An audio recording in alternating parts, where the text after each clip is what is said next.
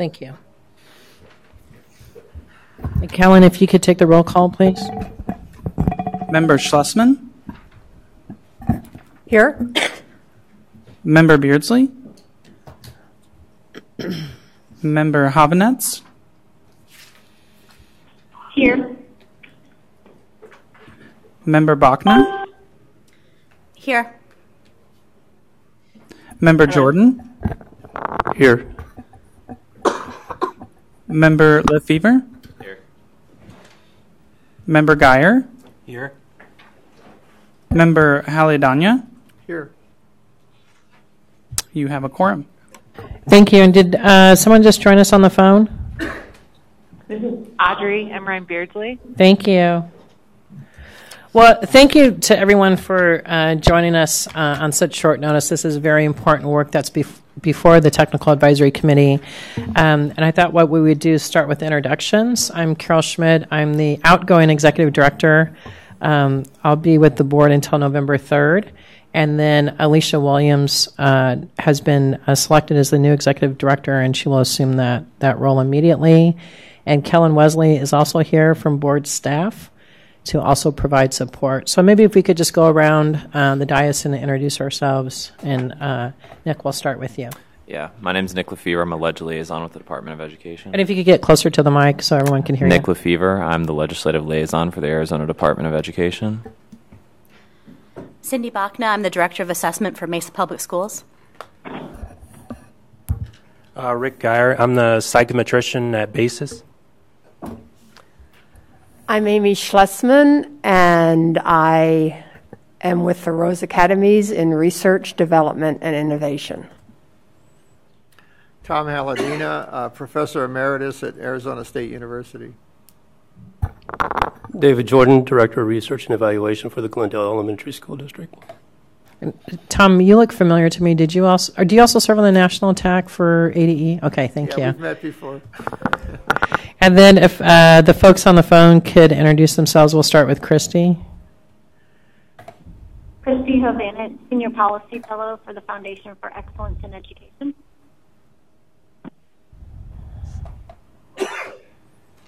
And Audrey? This is Audrey Emrine Beardsley. I'm a professor at Arizona State. Thank you. And I believe we're also live streaming. So for the folks on the phone, if you have access to the live streaming, sometimes that makes it easier when you're participating by phone, and you can access that easily from our homepage, which is azsbe.az.gov. And the very top right corner, you'll see an icon where you can click on that for the live video streaming. So the first thing that we want to do is introduce the TAC to the policy that the board has adopted regarding the formation of the TAC and the scope of your duties. Based on state law 15241, the state board is charged with adopting policies that involve research database methodologies as they relate to A to F. But the board is oftentimes charged with adopting policies that are impacted by data. So the role of this committee will extend beyond just A to F. It may be involved in assisting the board, for example, with setting cut scores for K-3 reading or things of that nature. And it's a standing committee, so you've been appointed, I believe, to a term of 3 years. And the mission, the scope and function, if you have that in front of you, is to advise the board of the interpretations and findings of all of its members. So this would be a unique committee in the sense that we're not looking for voting on any specific thing. We want to hear, the board wants to hear from all of you. Where there's a consensus on findings, we'll share that as a consensus. If every member of the TAC has a different opinion, we're going to share all of those opinions with the board. And so your charge is to interpret interpretations and findings regarding systematic and objective application of quantitative, qualitative, and mixed methodology research principles to data as directed by the board. And we're going to go through some specific charges that the board has made regarding this committee for a task ahead of it. So you're to discuss and evaluate application of the methodologies and research principles to K-12 educational data as assigned by the board, and to present your findings and recommendations of each member to the board. The board will have a standing monthly agenda item going forward for discussions of the work of the TAC to date, and any additional assignments that the board wishes to make to the TAC. So I think it's becoming evident that the TAC is not to serve as a policy body, it's to serve as a data analysis body. Does anyone have questions about that? Yes. By data analysis, do you mean we actually have data and we're actually analyzing data, or are you talking about just information and analyzing information? Member Haldana, you'll be provided with actual data. Okay.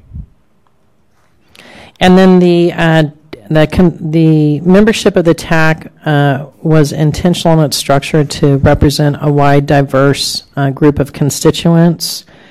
We have Dr. Beardsley, who's a designee to... Dr. Beardsley, you're a designee to represent the rural schools, is that correct? No, I am. Oh, I'm sorry. No. Okay. I read the list wrong. I'm sorry. Yeah, Institute of Higher Ed. So Dr. Schlesman's representing alternative schools. Dr. Beardsley is representing higher education schools. Cindy Bachna is representing 912 schools. Dr. Hovanats is representing an organization engaged in data research. David Jordan is representing a K-8 school. Rick Geyer is representing a K-12 urban school. And Dr. Haldana is our designee for rural schools. So thank you for accepting that role. We appreciate that on behalf of the board. And then we also have Nick. Is this an appropriate time for me to ask a question? Sure. So I heard during the introductions that one of our members is, her title is, has to do with policy. Is it Dr. Hovanovich? Correct. Is there any explanation of that, or? Dr. Hovanovich has been involved in accountability systems at across a number of states and working with state boards. And in some instances, those may regard policy, but for purposes of this TAC, the TAC is not charged with any policy functions. Thank you for that clarification. Okay. And then we also have a vacancy on a representative for an online school, so we'll have another member joining us after the board makes an appointment in December to fill that vacancy. And then Nick Lefevre is here as a representative of the Arizona Department of Education. He's not a member of the TAC, but he's here to provide any support or liaison work on behalf of the department to the TAC. I'm going to move item 2 down to further down on the agenda so you can kind of get to know each other today before you select your chair and co-chair. And then the board staff is here to support the committee.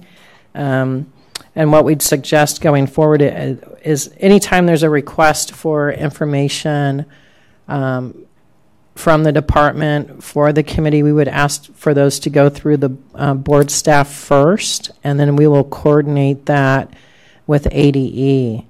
It can get very challenging when ADE has a request from a number of members of the committee and they need to allocate their resources and work accordingly. So we'll act as the collector of that, and then we'll coordinate with ADE to get that information to you. Any questions so far on item 1 on the agenda? This is Audrey Beardsley. I Sure. have a question or just a point. I am actually at a conference and I have a presentation to make at 2 o'clock, so I'm going to be bowing out at 1:45. I'm hoping that's okay. And that's fine, and I don't think we're going to go that long, so I'm hoping we'll be done by 1:45 or 2 at the latest. Okay. Okay, thank you. So we're going to skip number 2 and come back to that. On number 3 regarding open meeting law, I just want to go over a couple of basic items with the committee, since you do now constitute a public body.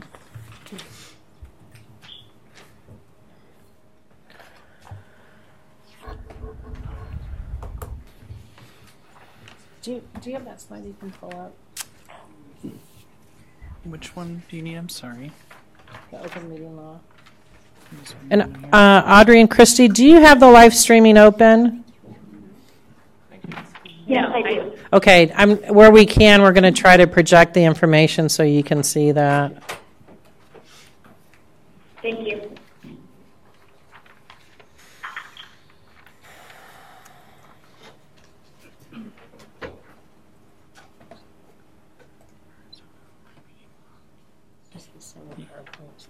Yeah, I'll have it up in just 1 second here. I think I found it. Just be 1 moment here. So just some quick basics on open meeting law. Since you're a public body, you are subject to open meeting law. Where this becomes critical is when a quorum of the group is involved in discussions that could come before the group. So you don't want to do that outside of a public meeting. And for purposes of a quorum is a majority of the membership, so that you have 8 members, so 5 members make a quorum. And so any public business that's within your jurisdiction, you need to discuss in a public meeting if a quorum is involved. Now, does that mean that Amy and, do you go by Thomas or Tom? Tom. Okay, so does that mean that Amy and Tom cannot have a conversation outside of the meeting? No, they can do that. But what you can't do is you can't have a quorum of you have a discussion outside of the meeting as to business that's going to come before you. And you can't do that in the disaggregate. So if Amy and Tom had a conversation, then later Amy and David had a conversation about the same item, and then Amy and Rick do you see what I mean? It's eventually going to add up to a quorum, so you don't want to engage in that either.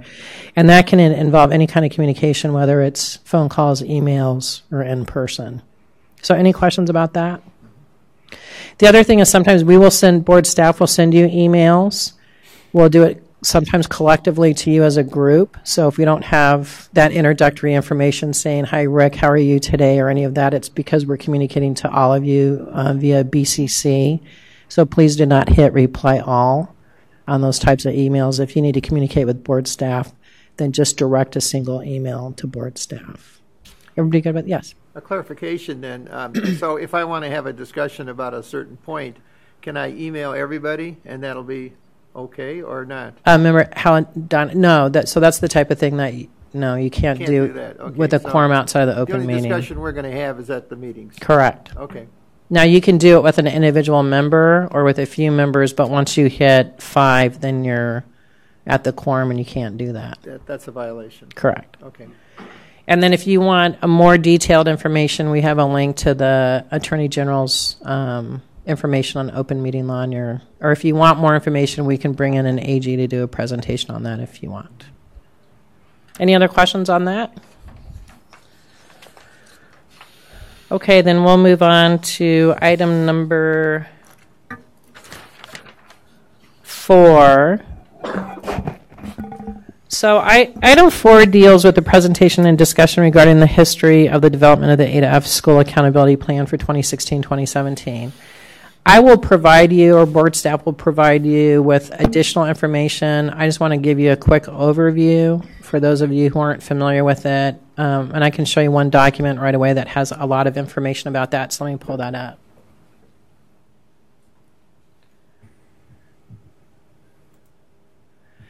And this is on our webpage. Our home webpage has a link right here that says A to F School Letter Grades. And I'm just scrolling down now. And then you can see these different tabs have different information on them that provide some background. But how this came about was the legislature adopted revisions to 15241 a couple of sessions ago that recognizes some opportunities for the board to develop a different kind of A to F accountability plan that involves multiple measures, that involves measures related to high school. And so from that, those legislative mandates, the board convened an ad hoc committee, and that committee met beginning in September of 2016 through to April of 2017. And so a general framework was put forth by the board that contained different indicators and weights that were consistent with ESSA. And then over time, the measures within those indicators were fleshed out by the ad hoc committee. Simultaneous with this, there was also an accountability advisory group that met in connection with ADE that was facilitated, that provided technical advice regarding the measures and the data within that. So over the course of many months of meetings, a number of measures were discussed. Some were recommended for board adoption, and others were rejected, or some were placed into a parking lot. So for example, the idea of art and PE came up as a possible measure that got put into the parking lot. And then also extensive business rules were developed and adopted in terms of how those measures would actually be calculated. And then in April of 2017, the board adopted the accountability plan. There were a few more meetings, and then by September 2017, the board adopted cut scores. So what I'll do is I'll send you a packet that contains the report that we gave to the board in 2017 about the development of the plan.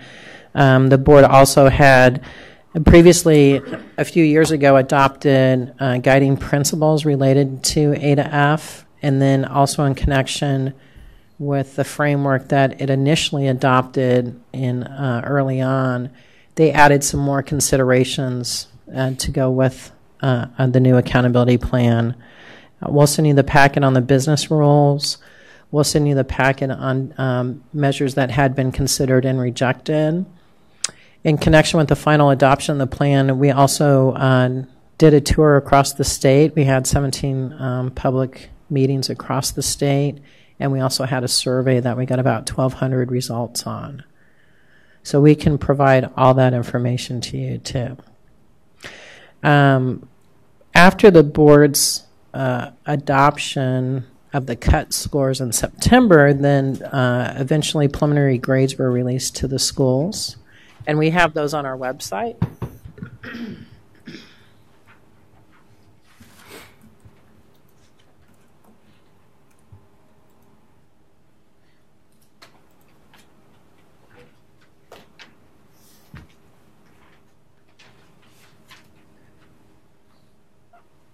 And I'll download that so you can see that. But it has a tab. It's an Excel spreadsheet that has a tab of letter grades for K-8 schools and for 9-12 schools. And then it shows their overall point total as well as scores on the different indicators for proficiency growth.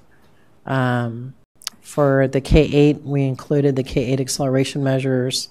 Both the 9-12 and K-8 have English language learners.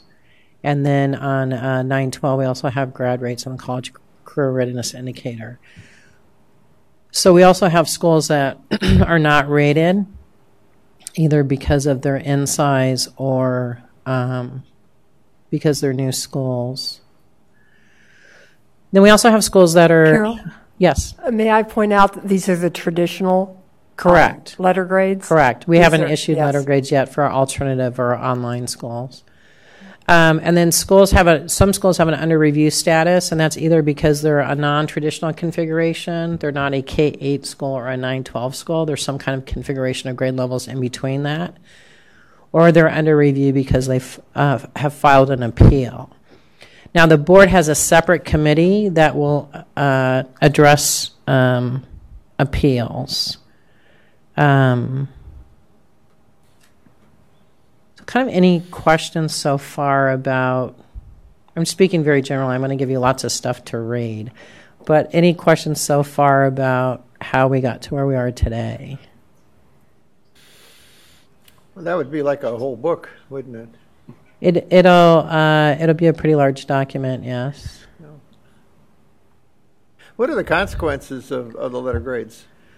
So remember how, Donna, the consequences going forward next year, they'll have results-based funding. So the top performing schools will get additional money. Schools that are the lowest performing schools will get comprehensive support funding from the federal government. And then there's also some implications. For example, for A and B schools in connection with K-3 reading, they would only have to file their literacy plans every other year. So there's some monetary consequences, and then sometimes there's just, I guess, benefits that come with having the higher letter grade with not having to file a plan every year or things like that. Do we have any say on what? Sorry. Do we have any input on those consequences, or no? So, in terms of consequences for charter schools, the charter board does have the ability to close failing schools, and then the State Board of Education for traditional non-public schools, they have different opportunities under statute in connection with solution teams and things of that nature for failing schools.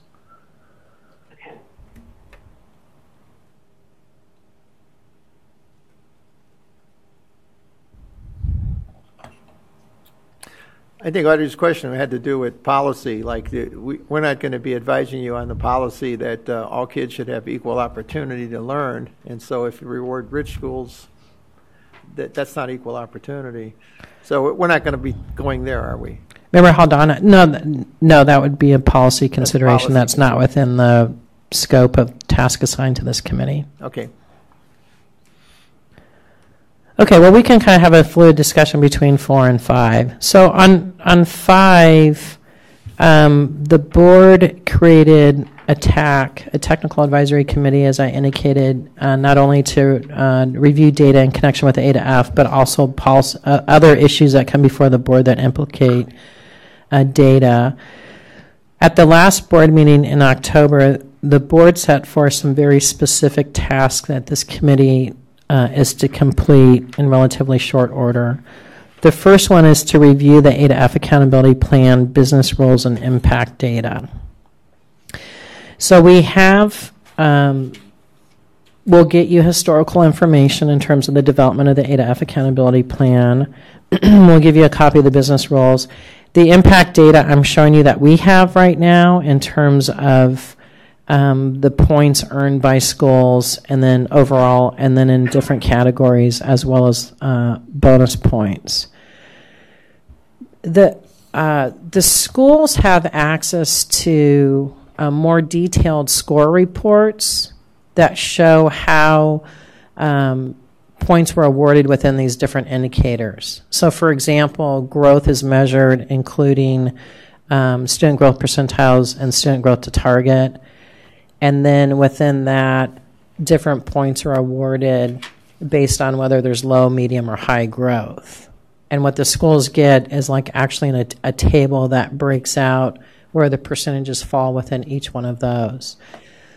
So I think what would be helpful for board staff to know to help you in your work that lies ahead is what kinds of additional information would you want? You know, we're dealing with over 1,000 schools in Arizona. Does it make sense? Do you want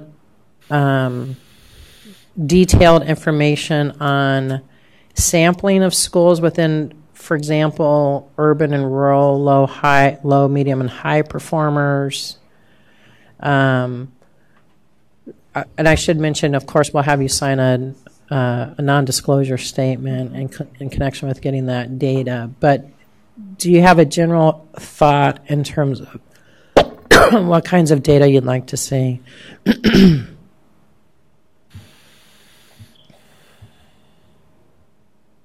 This is very premature, because I'm a brand new member. I know very little about the system other than what I read in the newspaper. But being a statistician and having experience in testing, I would have a lot of questions, but it would take me time to formulate the questions.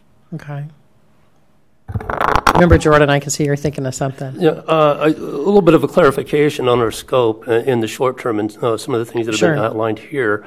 We know that some of the schools are not rated yet. And Correct. Is that going to be falling within the realm of the appeals committee, or is it going to be a part of our work through the next, month or so?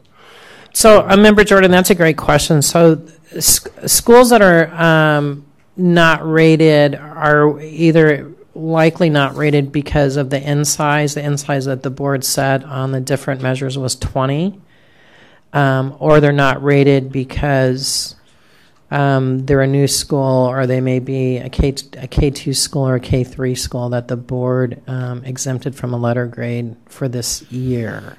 Right. We have some K3 schools, and from my understanding, there are some other schools across the state with non-traditional grade level configurations. Those are some of the ones that are not rated. Correct. So, Member Jordan, that would be one of the tasks that's before the committee in connection with 5D.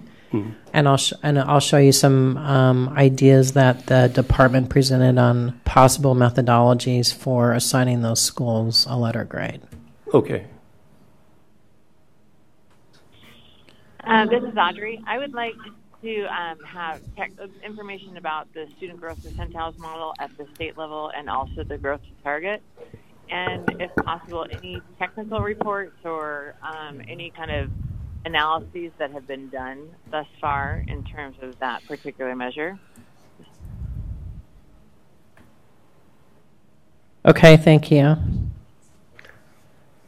Yes, as far as the availability of data, and I think I'm only speaking for myself because this will unfold as the rest of the committee gets into it. But it seems to me that rather than the source data files to see summaries of the different analyses that have happened, if my fellow committee members feel that we are able to use those to do our review, or if we need to see the entire file and have one of us calculate it. I mean, I think we could start with the first option and not have to go to the raw data just to see what's been done so far. I think that would probably be proactive on our part. So just for the benefit of board staff, could you be more specific what that might look like? I'm just, information about both of the models, of course, but then anything that pertains to the school level calculations. I'm thinking offhand there might be analyses in terms of how the student growth percentile data aggregated at the school level might be correlated with certain other measures that might be already taken at this multiple measure level, like demographics of the students in the school or whatever that might be. Okay, so I think we have that at a state level, but I don't know if we have that at a school level. Okay, so if we don't have that at the school level, I think that we probably would need access to the data then to take a look at that too. So I don't know if they're, Okay. So just so I'm clear, so are you anticipating then wanting school level data for all schools, or do you want it for certain schools that are representative? I think a sample would be fine. Not knowing where we're headed either, I know that we have like subgroups here too, so we might want to take a look at the subgroups, so samples by subgroups as well. Whatever is easiest. I mean, it might be easiest if the raw data set is already aggregated somewhere at the school level, then it might just be easiest to do a composite analysis of everything and then break it out by subgroup.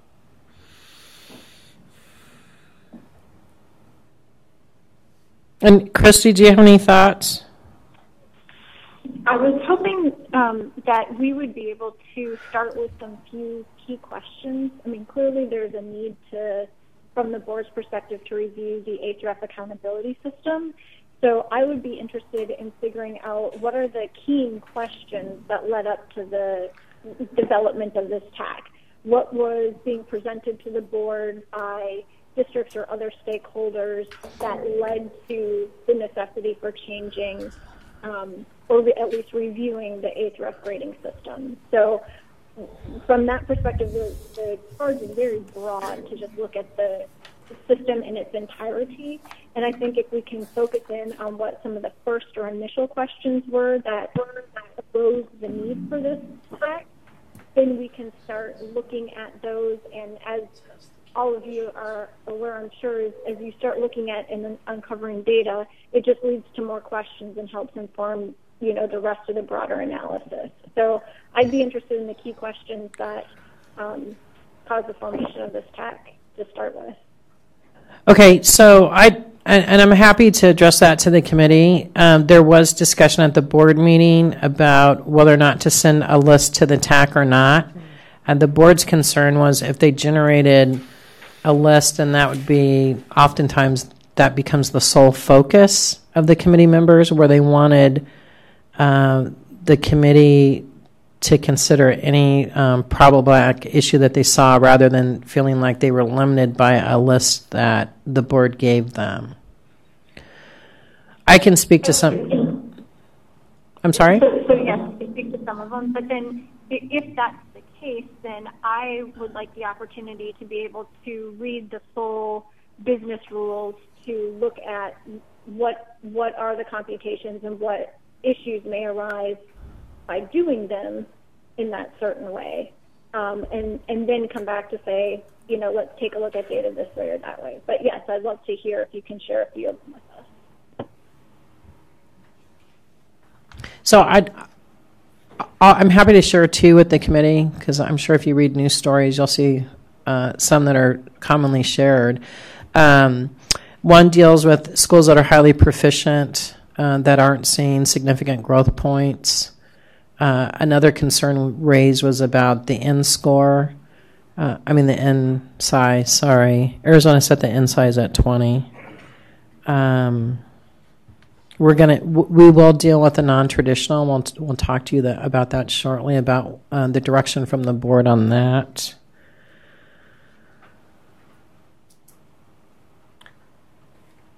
And non-traditional, that includes both grade configurations and also the school type?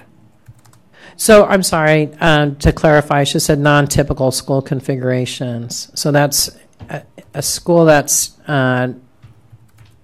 not within a K-8 or a 9-12. So you might have a K-6, a K-5. You might have a 7-12, 6-12. Originally what was done was they were assigned letter grades based on where they fell within the plan, either as a K-8 or 9-12.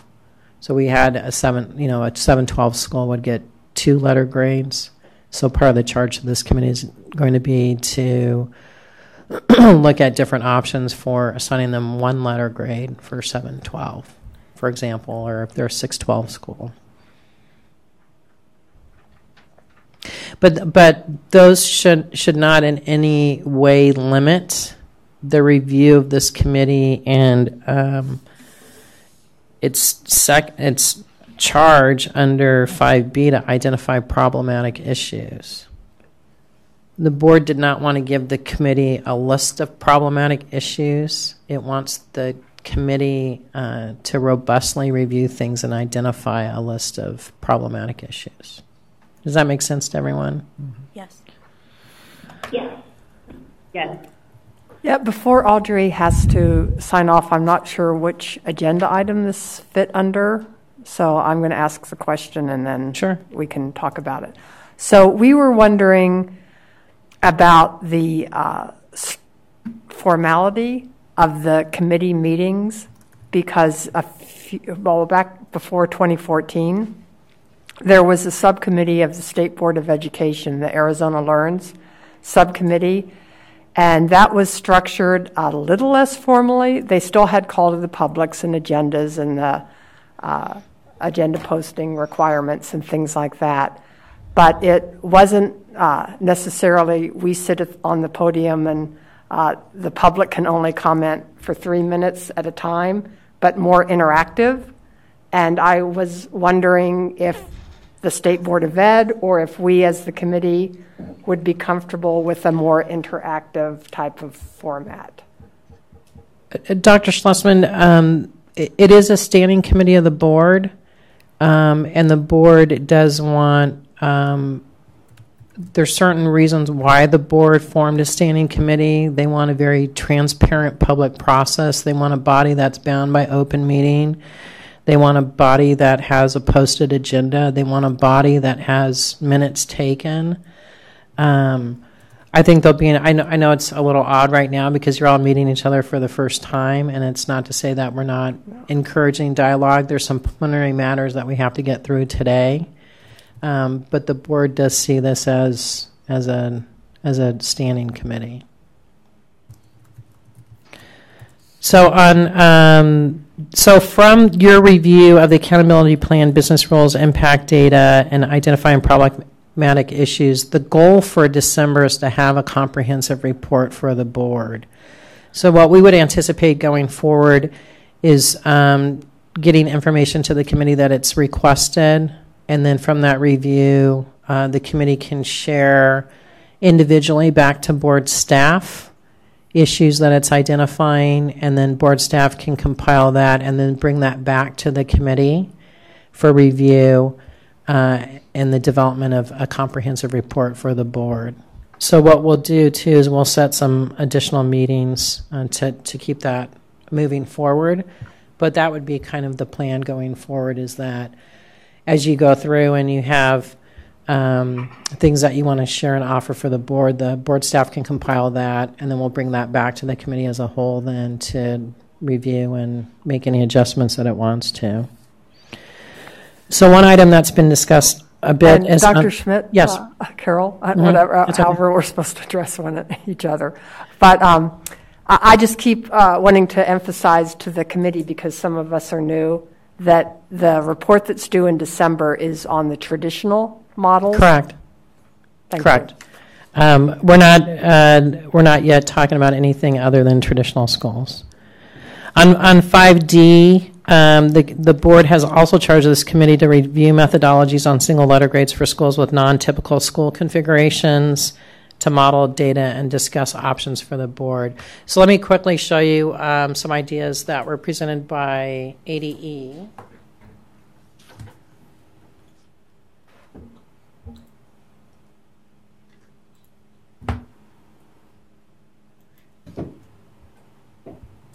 Oh, that's the wrong one.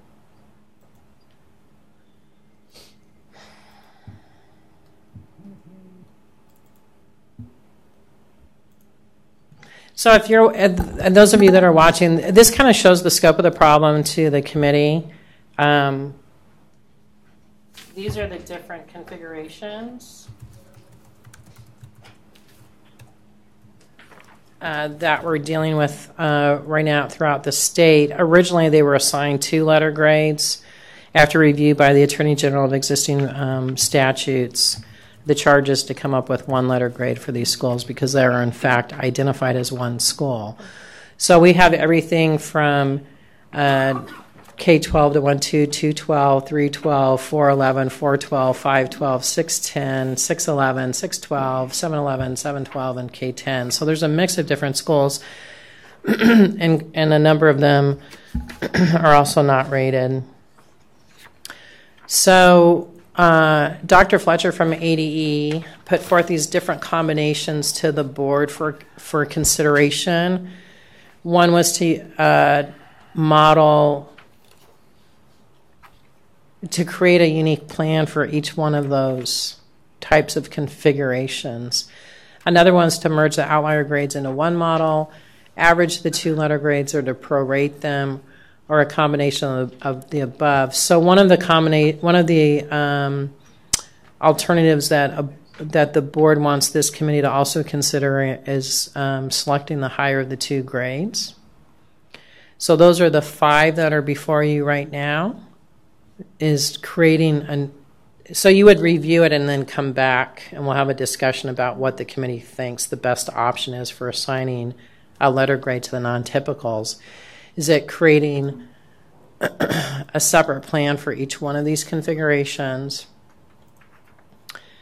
Is it merging the outlier grades into one model, averaging the 2 grades, or prorating them? And then, and we don't need to go through the PowerPoint today because you'll all have a copy of it, but Dr. Fletcher has laid out some definitions of what she means by those different options, as well as the pros and cons for those. Yeah. I'm sorry. I'm not sure it's clear to me that part of the problem here is you have K-8 grades and you have 9-12 grades, and so schools that cross that line that have a configuration on both sides get 2 grades. They get a K-8 grade, and they get a 9-12 grade. Correct. I just wasn't sure if that was clear. I think yeah. Okay. Yeah, I think given that particular scope of work, that's the data that we'll probably need to see is the data from these particular schools. Individually. Probably. Okay. Because some of them are rather unique from my Correct. understanding. And if they're crossing, if it's, let's say, like a 6-12, and we got a collection of those, I don't know that I can really provide any kind of recommendation without seeing the actual data.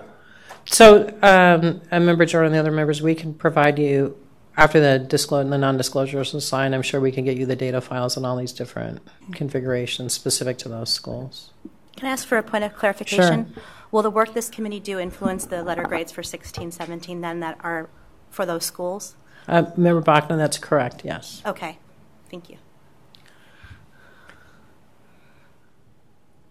And one more point that I think the State Board of Ed made, what day was it, Monday?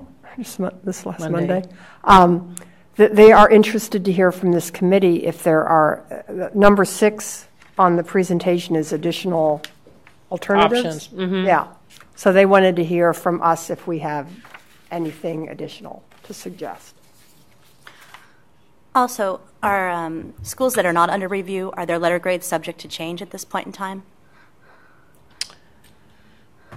Member Bachner, are you speaking to all schools in the state? Yes. So that's an interesting question. We have, based on from the board, as we've opened a new review period, there has been some indications that there may be data and or coding issues. So we've opened a review period for all schools in the state to submit to the state board's inbox any potential data or coding issues that they're seeing at the site level with evidence of that. And then we will coordinate meetings with ADE and those schools to review those. Of course, if there are coding issues that could impact the entire all the letter grades. So we're collecting all that information right now, and then we'll work with ADE and try to decipher what is potentially a data issue versus a coding issue and update the board at its December meeting. So the short answer is yes, possibly, because obviously if there's a coding issue, then you'd have to rerun the data as to all of it. And if there is a coding issue, it'd be I would like to have the data after that's corrected Correct. as opposed to doing the work Yes. and then having to repeat it. Yes.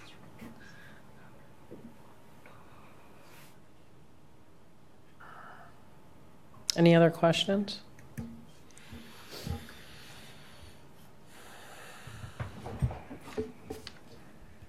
Okay, the last charge before the committee is reviewing the alternative education accountability framework for K-12.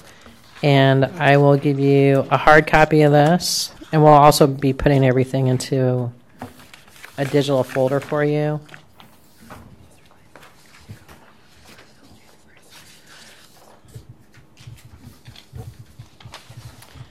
This is not the A through D items are the priority items that the board is hoping to hear back from by December, and then the item E would be something that we would hope we could take to the board in January.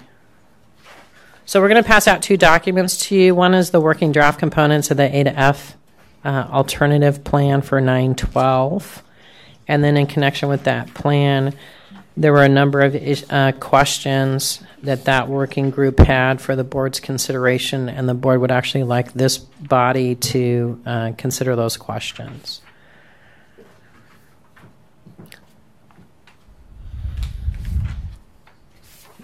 But again, as I indicated, A through D are the priority items in terms of reviewing the traditional A to F accountability plan for K-8 and 912, the business rules for that, the impact data, identifying any problematic issues that you see, drafting a comprehensive report for the board, and then reviewing the methodologies and options for the board on assigning a single letter grade to the non-typical school configurations.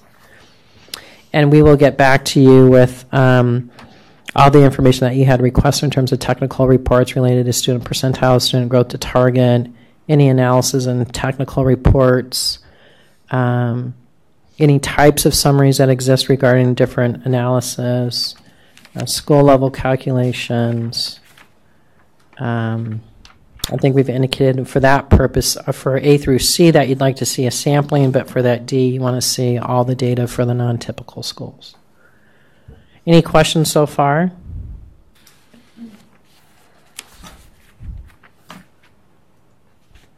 Do we want to, I think we lost a member. Do we want to hold an election today for a chair and a co-chair, or do we want to postpone that until we have hopefully all the members with us at the next meeting?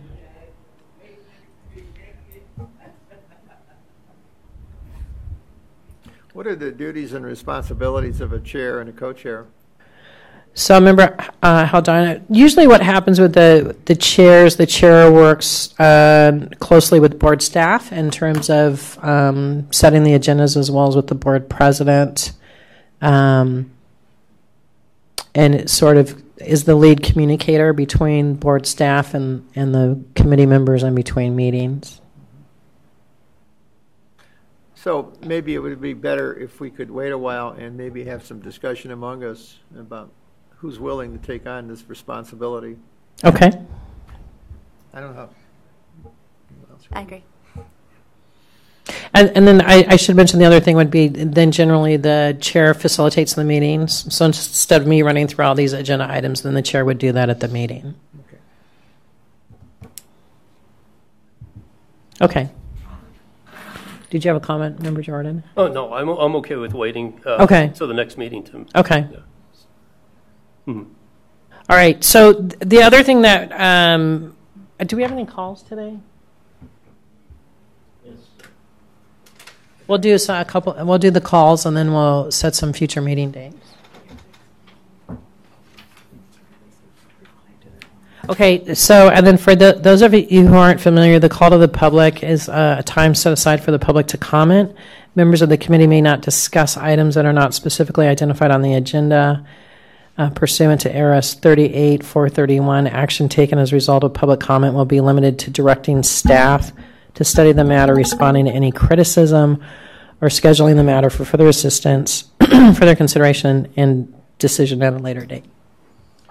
Members of the Technical Advisory Committee, my name is Dr. Mark Jornstedt. I'm the Executive Director of the Arizona School Administrators. We have 1,400 members, superintendents, principals, district officials, members of the colleges of education at our state universities. I want to just address briefly a few things with you today. First of all, the growth versus proficiency issue. We urge you to continue to avoid over-reliance on proficiency ratings alone, as current research recommends. For example, Griffith and Petrelli of the Hoover Institution and the Fordham Institute in November 2016 argued, and the average state measures of academic achievement currently account for about half of school summative ratings. However, because these measures are strongly correlated with student demographics and prior achievement, we believe they should count for at most a quarter of schools' ratings. They continue. Because they are the best indicators of schools' overall performance, measures that capture the academic growth of all students should count for at least half of elementary and middle school ratings. Please continue the strong emphasis on growth that's in the current formula. Secondly, we urge your review of the N count. Our small charter schools and our small rural schools were severely penalized in the readiness accelerator part of the formula because many of the subgroups that could have earned them points did not qualify because of the small N count.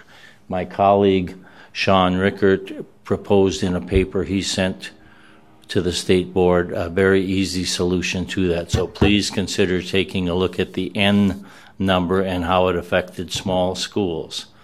So those would be just 2 points I would ask you to please review. But again, maintain that emphasis on growth. Don't fall into the proficiency trap that just because a school has some strong proficiency scores makes them a good school. Most of the current research says that's not solely a good indicator of school quality. Thank you for undertaking this difficult, challenging task, and good luck in your work. Next up is Sean Rickert. Good afternoon. Thank you for taking this on. This is no mean task that you guys have been charged with. And I would just like to say, you're going to look at this accountability system, and it's going to be easy to look at it with a kind of a judgmental lens. But I would ask you to be considerate of the fact that over the last year, there have been dozens, is that a good word? Dozens of meetings where various stakeholder groups have been represented on the ad hoc committee and on the state board, and they have heard from various other stakeholder groups about particular concerns, issues, much like what Dr. Jarnstedt just brought up. And those decisions don't necessarily need to be remade in this forum, but there are questions about statistical validity that should be addressed, and that's where there's technical advice that's needed by the state board so that they can make the policy decisions that need to be made. I think it was Winston Churchill who said that democracy is the worst system of government unless you consider all the other options. Well, when it comes to constructing or having a system for grading schools, this one that we have is probably the worst one you could have unless you consider all of the other options. And all the other options were considered and ruled out because of the impact that they would have on various stakeholder groups. So now what we need to do is look at this system and make sure that the business rules that have been constructed are being applied in a way that's accurate and correct. And so I again, thank you for your willingness to take that on. It's going to be an adventure for you, and it's going to be very interesting for us to watch from over here. And thank you very much. Any other calls? So the other thing I want to make clear to the committee too, we'll assemble a large amount of reading for you, but if there's ever anything else you need, then just let board staff know, and we will get copies of that and distribute that to the rest of the group. Because we've seen that before. For example, in our K-3 literacy committee, there was some research article someone had come across, and then we shared that with the rest of the members. So don't feel like you're limited to just what we send you. If there's additional things that you want to see, then we'll make those available to the group too. So along that line, Carol, I know that we're not responding to individual comments or acting on them, but a couple of research studies were mentioned in one of the calls that was made. So if we could have access via you to those research articles, I think that would be helpful. Okay. And then I think the next critical thing we need to do is set some future meeting dates. So I think, part of what we want to do is be mindful of your time. You're going to be charged with reading a lot of background information as well as looking at a lot of data. The critical things are reviewing the plan, the business rules, the impact data, and identifying problematic issues. Those are critical things the board would like you to accomplish before its December board meeting. So in light of that,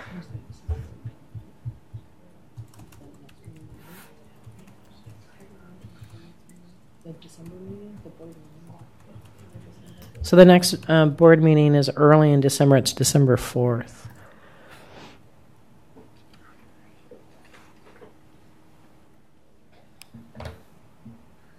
So let me just suggest this. Do you think we could reconvene in 2 weeks if we get information out to you? Realistically, not today, but we'd probably get a pretty large packet to you on Monday. So you're talking about the 10th of November? That's Veterans Day observed. That's a holiday, isn't it? I know, that's why I'm asking. So Monday. Oh, yeah, Friday. And it doesn't have to be on a Friday. It could be, I think is that the 3-day weekend?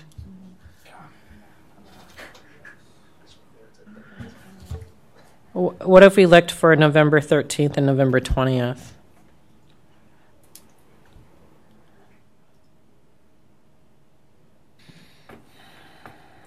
The 13th will not work for me, but the 14th would, or the week before, the 7th, 6th or 7th, 14th.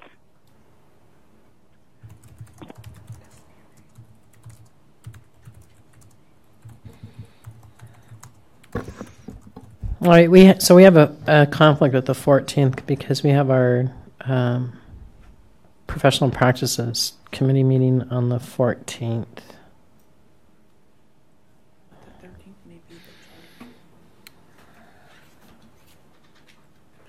what about the 7th? Was that Christy? Yeah. Christy mentioned the 7th. I know that's fast, but I have a conflict in the morning, but could be here in the afternoon. The afternoon on the 7th? Yeah. Probably like 2-ish. Okay. Would Wednesday the 8th work for others, or do you guys have some? The 7th in the afternoon is kind of a... The 8th is fine for me. the morning of the 8th? The afternoon of the 8th? Oh, I have a conflict the afternoon. You know, we're all going to have conflicts, Yeah. so maybe you should send out one of those conflict calendars. And Okay, we'll send out a doodle poll. Yeah, that'd be good. And then we just want to remind everybody, too, that people can call in. Okay. And we do want to keep moving forward, so whatever adjustments you can make on your end, we'd appreciate, too. Any other items for the good of the order? The other thing is if you could just check in with us, we want to make sure that we have accurate contact information on you. So if you can just check our Excel spreadsheet real quick before you go. Anything else? Well, we need to identify a chair and a, what did you call it? A co-chair? Co-chair. And so how do we discuss that issue? Was that something, I'm sorry, I thought that was something the committee wanted to do at the next meeting. Was that something the committee wants to vote on today? We're not going to talk to each other before the meeting. We're going to just talk to each other at the meeting. Correct. Okay.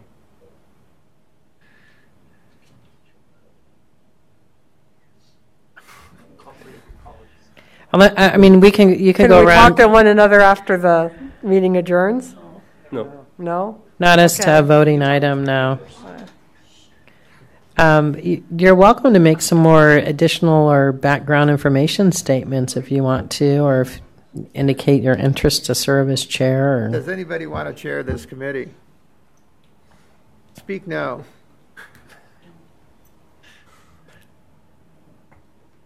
I would be interested in chairing only if that doesn't entail source data analysis, if that goes to the point of communication and things like that. I feel comfortable doing that.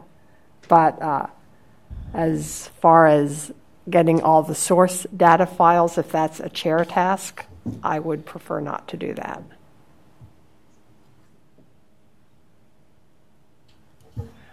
We have a few pointy-headed statisticians on this group, so we can. That's a joke, you know. But so one of us could serve as co-chair and deal with data, maybe. I nominate you. Chair or co-chair? For co-chair? Yeah, you're going to be the data jockey. Okay. Data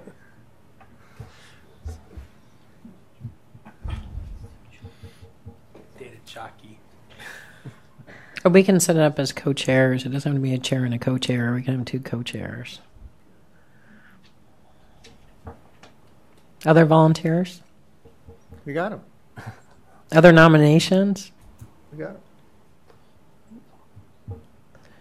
Okay, so then I think the vote is for Rick Geyer and Amy Schlesman as co-chairs of the TAC.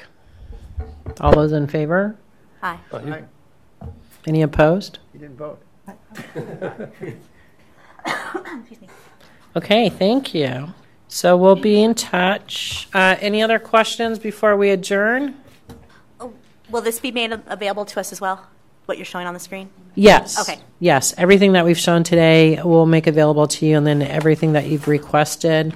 We will get, we'll work with Nick to get confidentiality agreements to you as to the data. And we just ask you to turn those around as quickly as possible, because the sooner we get those back, then the sooner we can make data available to you. Okay, starting Monday, who do we communicate with? Our chair lady here or Alicia? I would work through myself and Alicia. I'll be with the board until the 3rd, and then after that, you would deal with Alicia with board staff. Okay.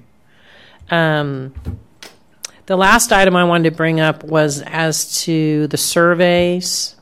We had surveys in connection with the original plan, and then we have surveys right now, feedback on the current plan.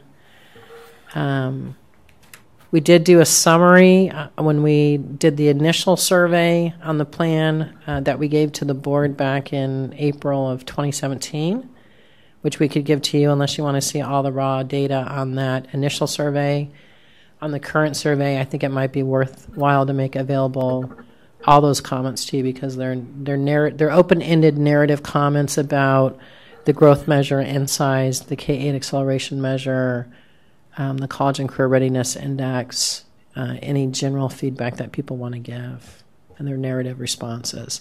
Most of those have come from school administrators, so they're pretty specific as to what they're seeing at their school site on data.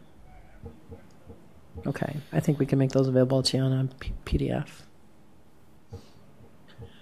Okay, anything else?